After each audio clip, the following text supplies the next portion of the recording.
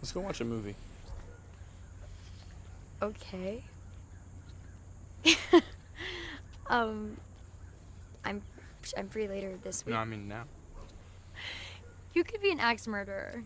There's always that possibility. Come on, Hazel Grace. Take a risk. I don't... Really? That is disgusting. What? What, do you think that that's cool or something? You just ruined this whole thing. The whole thing? Yes, this whole thing. Oh, man. Even though you had freaking cancer, you're willing to give money to a corporation for the chance to acquire even more cancer? Let me just tell you that not being able to breathe sucks. Hazel Grace, they don't actually hurt you unless you light them. I never lit one. It's a metaphor, see? You put the thing that does the killing right between your teeth. But you never give it the power to kill you. A metaphor. Alright, welcome everybody to Zach and Jay's Ticket Stubs, where every week myself, Jason, and the occasional guest get together to discuss a movie of our choice. But before we get to that, let's talk about if there are any sort of movies that you've been watching like on TV or just casually besides our main one that you want to discuss. You can go first. Okay, well, this week I watched some oldies but goodies. Ace Ventura and The Mask. Jim Carrey, classic stuff. Really funny. I liked him a lot. Which Ace Ventura did you watch? The very first one. The one with the dolphin from Miami Dolphins that gets kidnapped. With the transvestite cop? Yep. It's good. I didn't get that when I was a kid.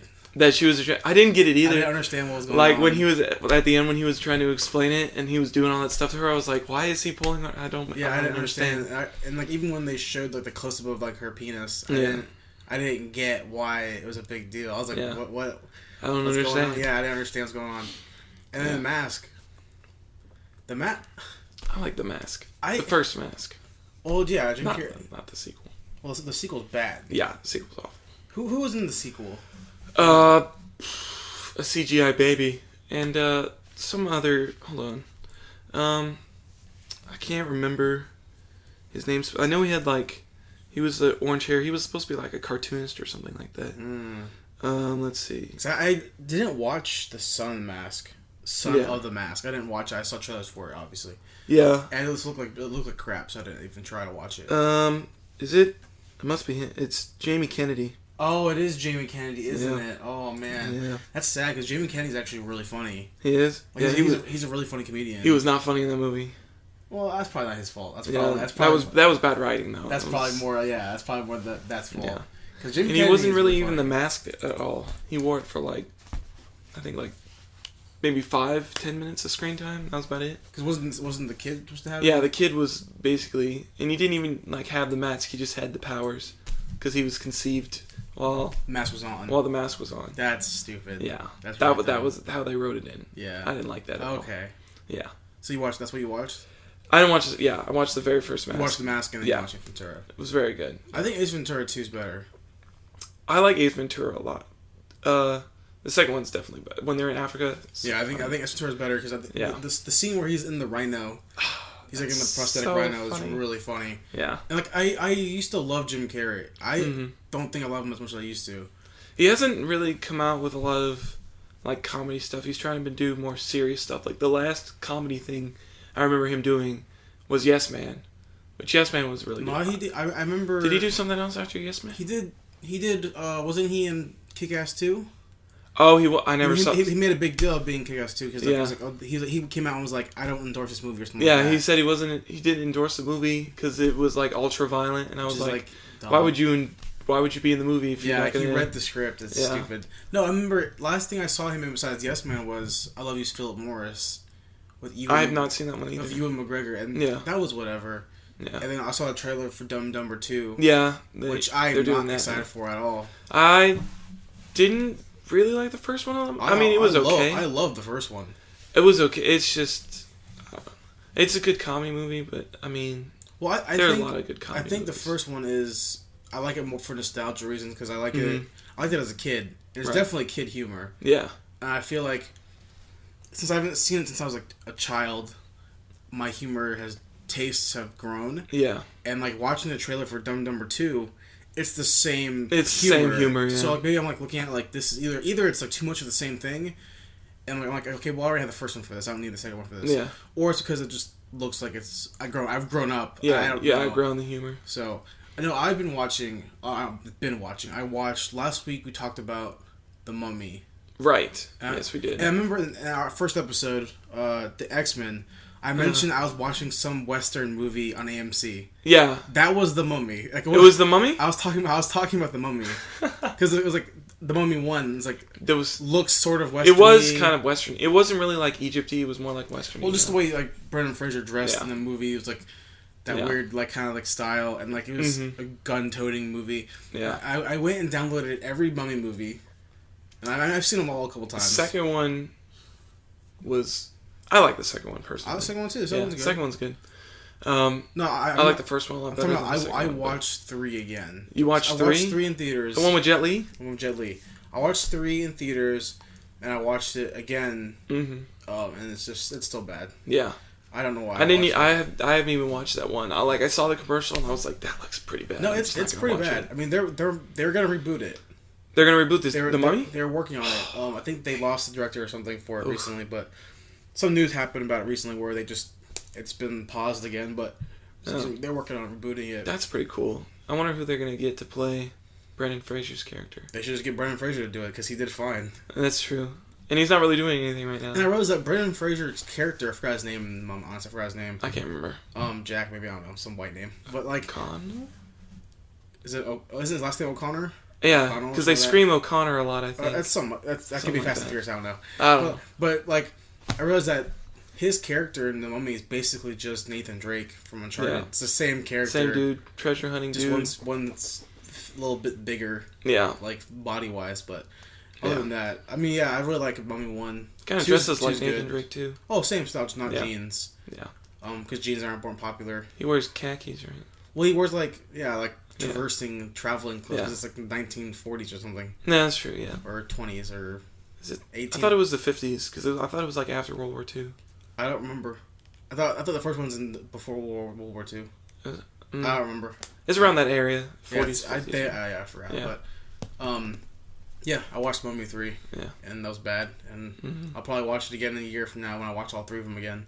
It'd be bad. When I buy it on Blu-ray, it'll still be crappy, but I'll be okay with it. Yeah. So, that's what I've been watching. Okay. Nothing else, really. Okay.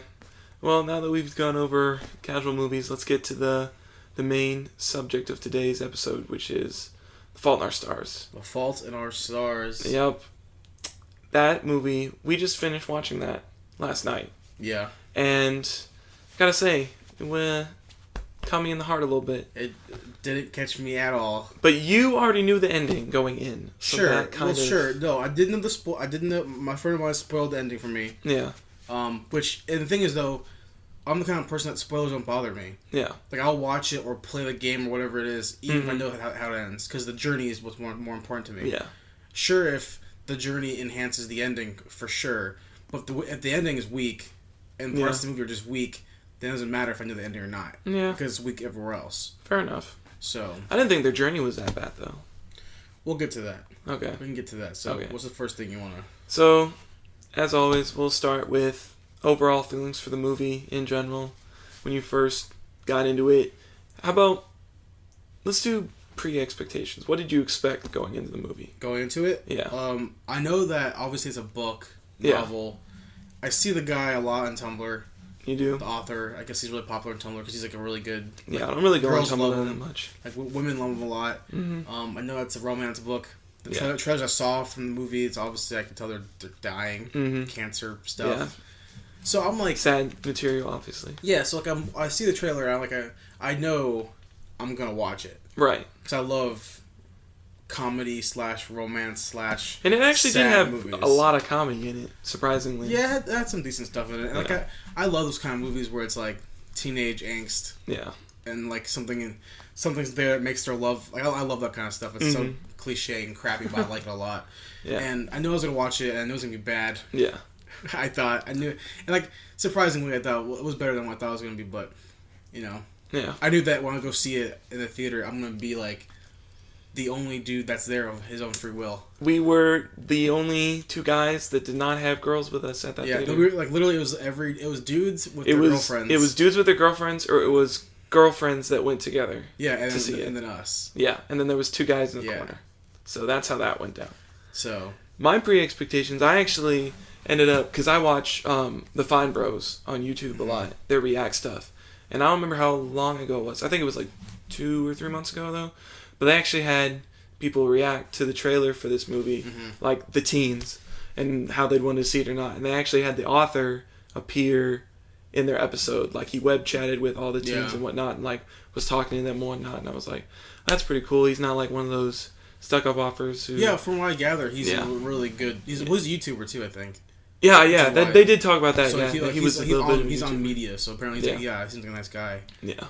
Yeah, he seemed like a pretty good guy. He was answering all the questions and whatnot, and yeah, it seemed okay. But honestly, when I saw it right then, I wasn't all that excited for it. I mean, I'm not all that much into teen angst movies like you are. You're missing out. I'll watch a few of them, like Breakfast Club, obviously. It's a great movie. Well, those movies are different. If they're from the 80s, they're cemented into movie history as coming of age movies. Yeah.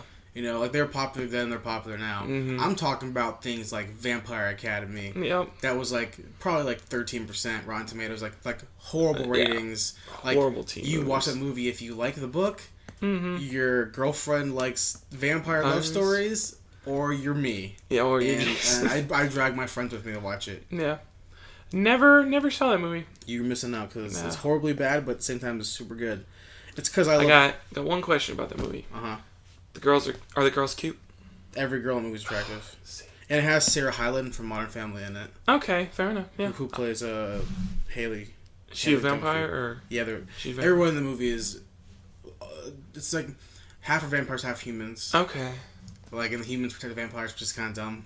But they like, betray the vampires. They protect the vampires, which is kind of stupid. That makes sense. But it's a cool book. I mean, I'm sure the book is like pretty cool, I guess. Yeah.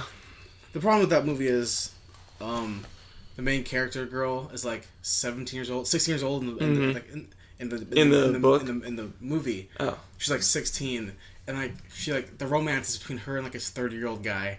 It's like that's kind of a big gap. That's kind of a stepping over the line there, but it's whatever. Yeah. Yeah. Okay. Well, I don't know. Might check that out. I don't know. You should. Okay. So now that we've gone over our pre-expectations, let's get into the actual movie itself. So, basic plot. Overall, what do you think? You go first. Okay, well for me, I thought their journey wasn't that bad. The part that I found a little weird was the time aspect, because they kind of made it seem like they'd only known each other for like 2 or 3 months. Mm-hmm. And it was kind of one of the things where it was like, oh, I've barely known you any of this time, but I have such a deep, loving connection for you, and I feel like we should have spent our whole lives together. And I'm like, yeah. Honestly, I've known people for 3 months, and I'm like, I barely know anything about them. Yeah, for sure. I don't understand how you can have that deep of a connection. Well, that's actually one of my issues I have on my list of things that I want to talk about is the pacing of the movie. I get that it's rom-com pacing, so it's very Romeo and Juliet pacing, where it's supposed to be like, no, it's like dire love, like it's like immediate attraction type thing. And I'm okay with that. I'm totally okay with that. Yeah. But for each genre of movie, my suspension of disbelief only works so much. And I get these characters are terminal or have been terminal, right? So like their feelings are different. I get that completely. Yeah. But it just like I had no clue how time in the movie didn't exist. Yeah. You get time twice, which is when they mention that we're going to Amsterdam in a month. And then that they were leaving again in a week. Yeah, that's about it. And then they were going to be in Amsterdam for 3 days. 3 days to 6 days, and that's all we got. And like, other than that, so for me, it felt like from the start of the movie to the end of the movie, it was only like a month and a half. Took place. That's why I can't believe all that happened in or 2.5 months had happened. Which is like, really? Yeah. Like, even for rom-com, that's like a little much. That's not a lot of time to do everything that they did. I don't know. And to have the kind of feelings that they have, I don't know. I feel like that's just not enough of a time span. Even though I didn't really consider about the fact that they are terminal patients, so it is kind of different in that respect, and that they could die any minute. So. I think that the fact that they have cancer is like what makes it supposed to make it like romanticized and make it like, true love, like I found you type thing. You get me, I get you. No one else gets us type thing. Right. Which I can totally understand. I completely see that. Mm-hmm. I just think that this movie didn't do that well enough for me to actually be on board with that, to not even give me pacing. Yeah. In the film, so I don't know. Well, okay. But I know that I think the overall plot obviously it's a book, so obviously it's to an extent okay. Yeah. I think the overall plot was pretty well written. Mm-hmm. There were pretty good, like, the dichotomy in the humor between the fact that they're making fun of cliches. Yeah. Within the book, inside the movie, which the movie ends up following to an extent. I think is pretty cool. Yeah. Like in the beginning of the movie, they're talking about how, like, hey, Augustus, read this book. It's about, like, cancer, and, like, how all these things happen and about, like, our cliche, and then the film actually does some of those things. Yeah, which is cool. I guess. I mean, like, that's probably like the only thing I actually really, really enjoyed about the plot was, like, those tiny, like, well written parts. Yeah. Other than that, the other parts of the movie were very, very cliche, very, very standard, very, very like I've seen this movie before. Like, I've seen this movie when you have cancer as, like, the big thing in a movie. Like, I've seen it already. Like, what's that movie with the guy who wrote Dear John? What's that guy's name? Like the Nicholas novel. Sparks. He wrote that book about the jock guy. Falls in love with the girl who has cancer, but they have a kid, and then she dies. Like, he's like a dick to her the entire time in the beginning of the movie, and he meets her, and she's like a super Christian. They fall in love. A Walk to Remember, I think is what it's called. That's that movie? Yeah, A Walk to Remember, I think is what it's called. Like, that's like the same to me. Like, I felt like the same. Like, they have different plot lines that make the movie what they are, but the whole general thing's like, but the premise you're gonna die. Yeah. Like, someone's gonna die, regardless. Obviously, spoiler alert, Augustus dies, but still, somebody's gonna die to make the other person, like, realize something about life. Yeah, and, like, I've seen it so many times that this didn't do it for me. Yeah. So I think overall, just writing wise, it was just very okay. Yeah. So, I mean, yeah, the premise was kind of something that's been done before, and they didn't really make anything original out of that. It was kind of for sure, the same old. Yeah, I could definitely see that. I agree completely. But I don't know. I feel like just kind of the journey that they had, not like the specific writing itself, but kind of like the overall journey that they went through. Forgetting about, like, the time aspect and the fact that this supposedly happened in, like, 3 months. I thought it was pretty good. Just the growth of their relationship over time, and, like, how, like, when she went back into remission with her lungs and whatnot, and how it kind of, like, made their relationship, like, go back a few paces, and then they kind of got through that, and, like, it started to pick up again. I mean, they had some decent, just kind of character development in that sense. See, here, I will say this because you mentioned character development. I will say this because I disagree with you on character development aspects. Okay. I didn't care about any of the characters except for Hazel. Yeah. Like, I didn't care about Augustus at all. You didn't care about Augustus? I just didn't connect with him at all. Yeah. I think he was so over the top. Like, I've never met someone like that, and if I met someone like that in real life, I would hate them. Like, so I get why that character is like that. It's supposed to be like the romantic, like, what every girl wants type character. Like, the kind of, just a cool guy, I guess. Like, overly romantic man. And I get that completely, because that works very well on paper. Yeah. It's insanely well on paper. It doesn't work in movies. Because the whole point is that you mentally connect with them through emotion, and I didn't connect at all with him at all. Very similar to, like, Edward in Twilight. Like, on paper, he is, like, the most, like, cool guy. Like, romance man. And you watch the movie. Mysterious. Yeah, you watch the movie, and it's like, I don't care. Yeah, I don't care about him at all. I care about Hazel because I'm not even a big fan of Shailene Woods, or whatever her name is. Is that who she is? It's something like that, yeah. She's the actress from the Teen Mom show on ABC Family. Oh. So, like, I'm not a big fan of hers, and she's from Divergent, too. Yeah. I think she's a mediocre actress, this is my opinion. I haven't seen, like, to me, she's very similar to Kristen Stewart. Yeah. It's like the same rehash type of acting.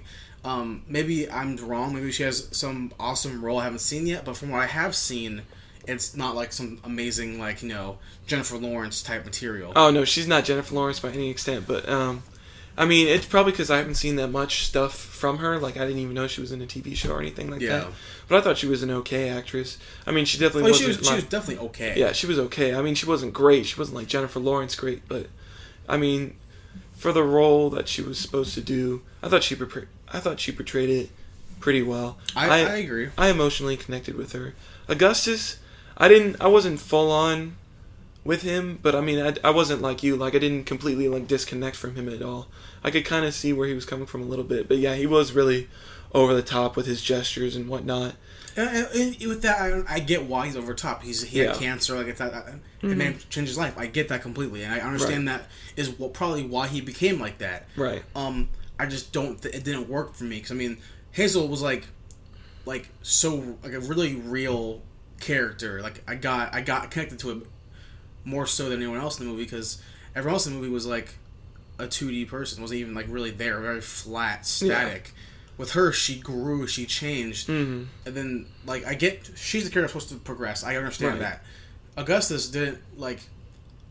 He's obviously the force to change her. Yeah. I get that completely, but from the get go, it's like, okay, I can see who you are all the way right now. Yeah. Like from the first time you see him, I'm like, I got you. Yeah. This is who you are, and I'm not gonna like you the entire movie. I'm not gonna enjoy you.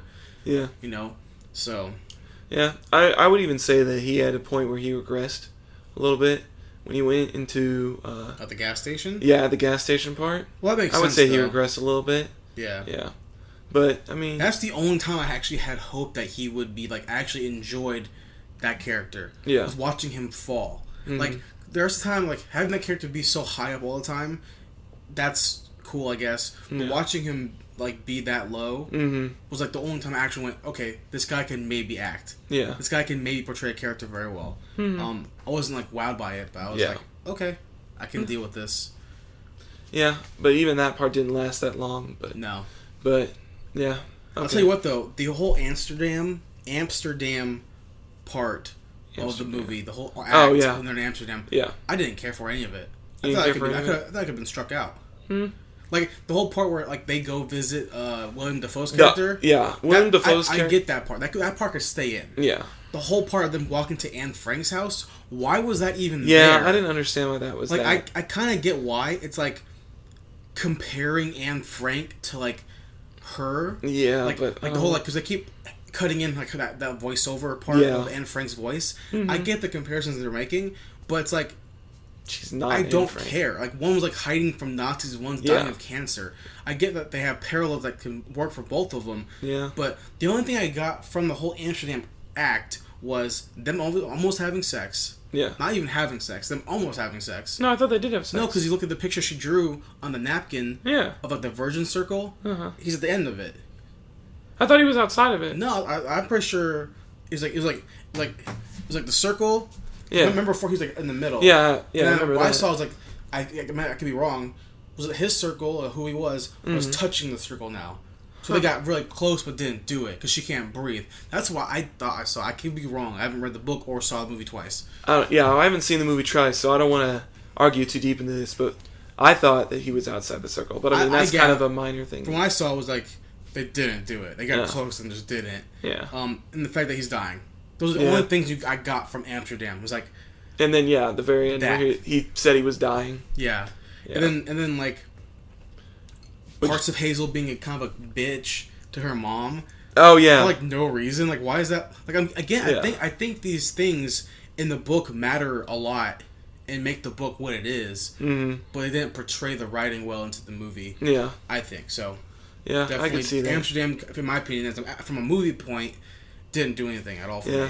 Yeah, they were both kind of dicks to her mom. Augustus and Hazel were both kind of dicks to her mom at the end because it ended up being like Augustus was like, "Can we have some alone time?" And she went up to the room. And they were like, "Yeah, fuck her, and let's leave.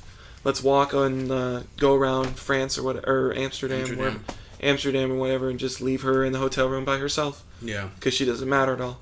Which, by the way, she is the woman from Jurassic Park. Did you double check that?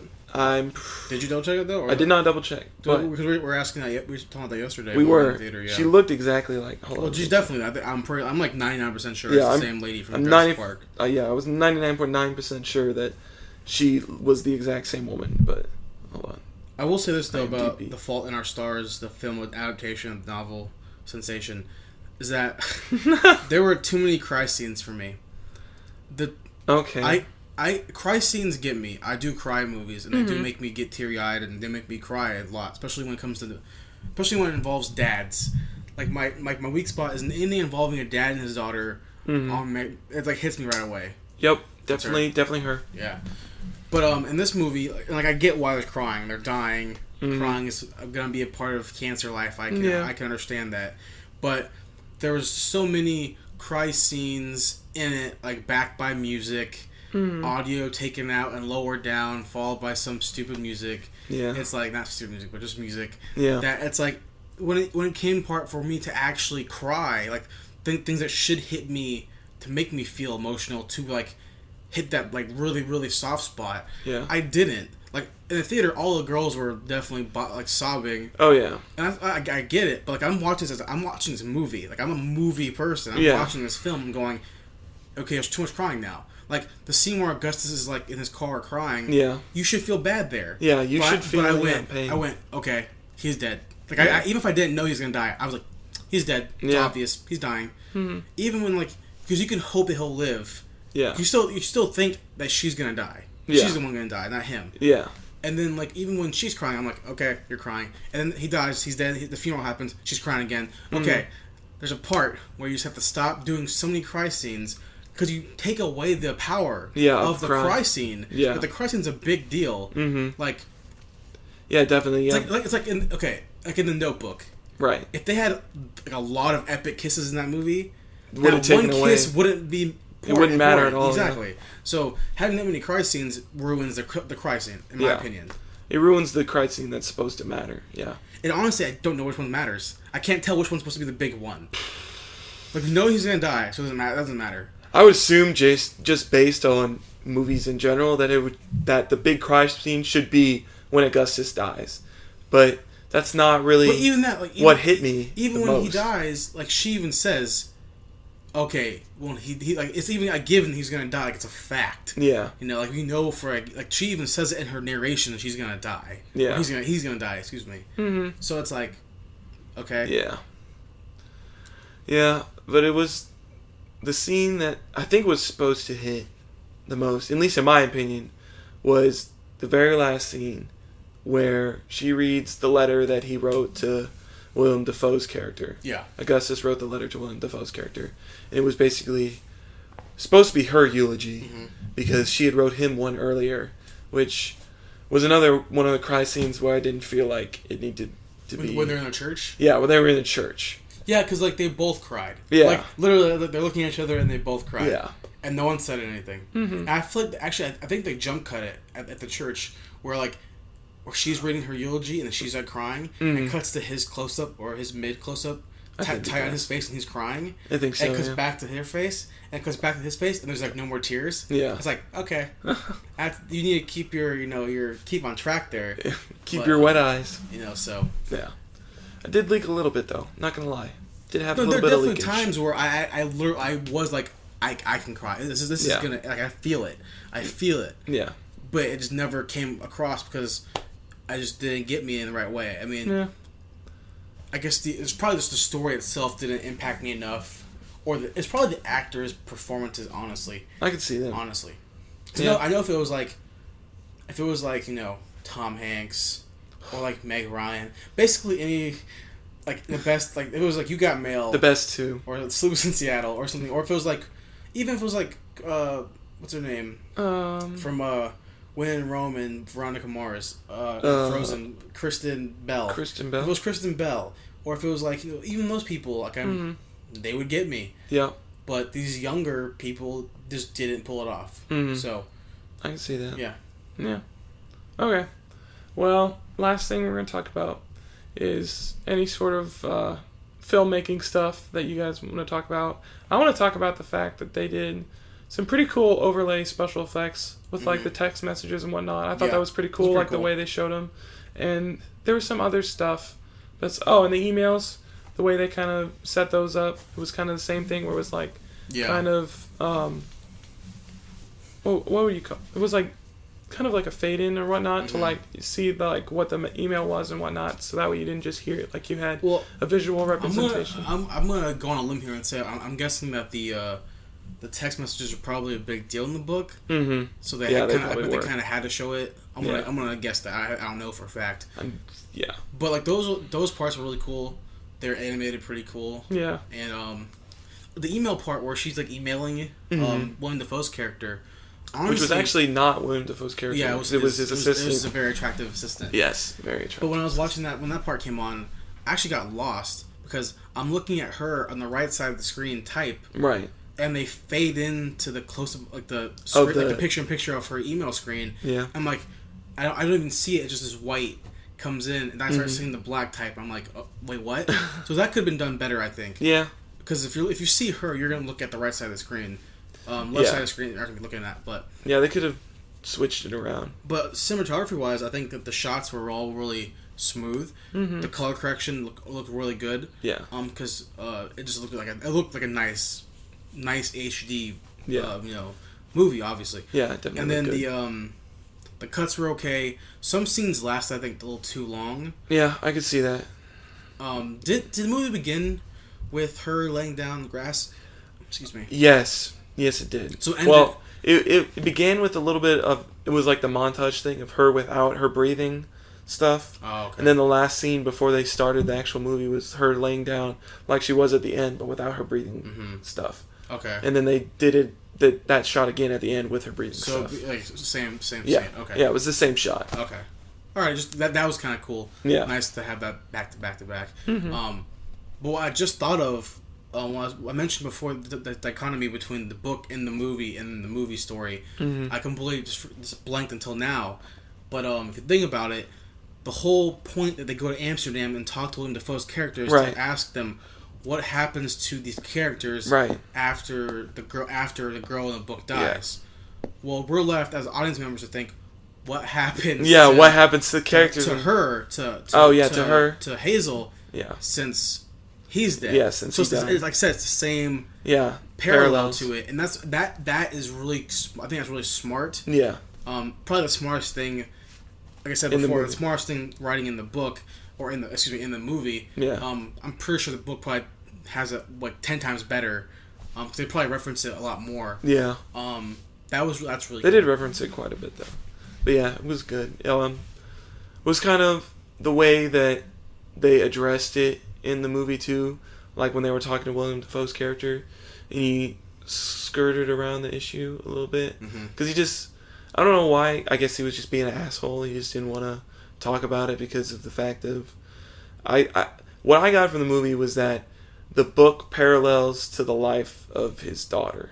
Yeah. And this daughter that died. Definitely. And the fact that even like the author's life paralleled to, like, it was kind of his answer after, it was like the way that I saw it, the way that Willem Dafoe's character, the author, his life paralleled the answer that she wanted, in that she was like, what happened to everybody that was connected to the girl when she died? And it was like, well, look at him. When his daughter died, he had no life. He didn't do anything. He just sat around and drank and felt sorry for himself. Like, that was his life. And they kind of brought that back again when she was talking to her parents right before Augustus's eulogy. And she was like, I don't want you guys to not do anything when I'm dead. And she's like, well, I am doing stuff. Like, I'm going to be looking for a job. Which I didn't get. And all this stuff. Why did she start crying at that? Is that a cancer thing that I'll never understand? It was just, because she didn't want her parents to, like, it was the thing that I saw. They had a flashback to when she was about to die when she was younger. I get the whole part about her saying, I won't be a mom anymore. I get that, but her mom said, that's not what I meant. Yeah. I'll always be a mom. And, like, that whole argument, like, part, it was so abrupt, and it ended abrupt. Yeah. I didn't get why it was a big deal to Hazel at all. Also, stop saying your name Hazel Grace every single dang time. That was aggravating. Your name's Hazel. Yeah. Hazel Grace Lancaster. No, your name's Hazel. Unless her name actually is, like, her first name actually is Hazel Grace, but I highly doubt it. I don't think her so. middle I think name. it's just, I'm pretty sure it's just her middle That's name. probably, that's more of a character flaw Yeah. of Augustus that I don't like, more than a movie flaw. So. That he keeps saying Hazel Grace? Yeah, like, that's aggravating. Yeah. That's stupid. Just call her Hazel, because that's what she is. Pretty much. Yeah. So, yeah. But yeah, okay. Well, time to give it our final... Time to give it our score. Okay. You want to go first? I go first. Okay. So, I watched this movie, Mm-hmm. The Fault in Our Stars. Right. I give it a 3 out of 5. 3 out of 5. Which is basically it's an okay. It's okay average. Movie. I've seen much better. Mm-hmm. I've seen much worse. If you want to buy a romance movie because you want to see a romance movie, don't buy this movie. Nope. Rent it, wait from Netflix or whatever, Redbox. Or better yet, go to like a Nicholas Sparks movie. Yeah, well, if you want to find that kind of thing, you go watch Nicholas Sparks. That's going to get you in that spot better. Yeah. For sure. This movie it's standard. I think I've seen it before. Like I mentioned before, I think Walk to Remember did it better and did it in a more creative way. These characters in this movie the actors portrayed them, in my opinion, most of them, except for Hazel's actress, very mediocrely. Yeah. If that's even a word. Very, very boring. Yeah. The plot was okay. Very flat. Yeah, it was a very predictable movie, and that's okay. Yeah. If they did it, like, if it was predictable, but it was, like, amazingly predictable, like there's predictable plot, standard plot, I can guess what's happening, but the actors portrayed it amazingly, yeah, then I'll be okay with it. Yeah, you can get over it. But it was the fact that the performances were, to me, not that great. Yeah, they were subpar. And then the writing was, like, the screenplay for the movie was just, like, I've seen this. So, I'll give it 3 out of 5. Yeah. It was barely 3 out of 5. It was almost like really probably like a 2.5 rounded up. Yeah. But definitely 3 out of 5. It's okay. I check it out. Chances are if you're watching this movie or you're buying this movie, you're either a teenager, a teenage gay guy, a teenage girl, you're Jason Michael, or you're a fan of the book. Yeah. So like I don't think this movie is gonna get much of the male audience for the summer. You know, because they're waiting. Male audience, which is the bigger market in film, they're waiting for things like Transformers and Guardians of the Galaxy. So, yeah, 3 out of 5. Yeah, I'll give it a solid 3 out of 5, even though it was one of only 2 movies to ever make me cry in the theater, which would be Les Mis and this movie, were the only 2 that actually make me cry in the theater. But that's probably because I don't see that many sad movies in the theater. I usually see those at home. And, well, even at home I cry. It doesn't matter where I'm at. I don't know. I usually don't cry at home. I'll cry more at home. Yeah, I don't know. I'll cry more at home because I start thinking about it. Not really that much. Yeah, but solid 3 out of 5 for me. It was decent. It wasn't bad. It wasn't great. Yeah. Decent movie. So 3.5 for me. Okay. Well, thanks guys for watching this episode of Jay and Zach's Ticket Stubs. Oh, I switched it around that time. I switched it around.